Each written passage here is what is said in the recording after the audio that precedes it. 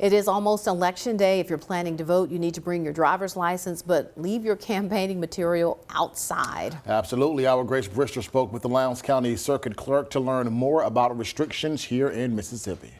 In just a few days, voters will be lined up outside the polls ready to cast their vote for the 2024 presidential election. But depending on what you wear, you could be asked to leave. As far as clothing, you cannot wear any campaign for any particular candidate. Earrings, caps, shirts, or anything of that nature, jackets, anything like that. Lowndes County Circuit Clerk Teresa Barksdale says in doing so, the bailiff will ask you to leave or find a way to cover up any campaign material you could be showing. However, if you are a certain distance away from the precinct, you are allowed to campaign. You can campaign within 150 feet, but inside that 150-foot rule, they will ask you to leave or move further outside the proximity. Barksdale says selfies and photos should not be taken inside the precinct or with your ballot. You can take your picture outside the voting precinct or in your car or something like that. We just don't recommend that you take a picture of yourself and your ballot. You can take a picture of yourself with your I voted sticker. We have a lot of people in Lowndes County that do that. We prefer that over the ballot.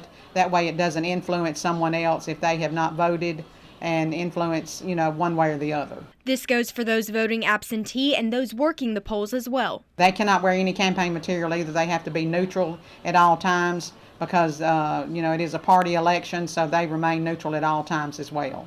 Voters will be able to cast their vote from 7 a.m. to 7 p.m. on November 5th. Telling your story in Lowndes County, Grace Brister, WCBI News.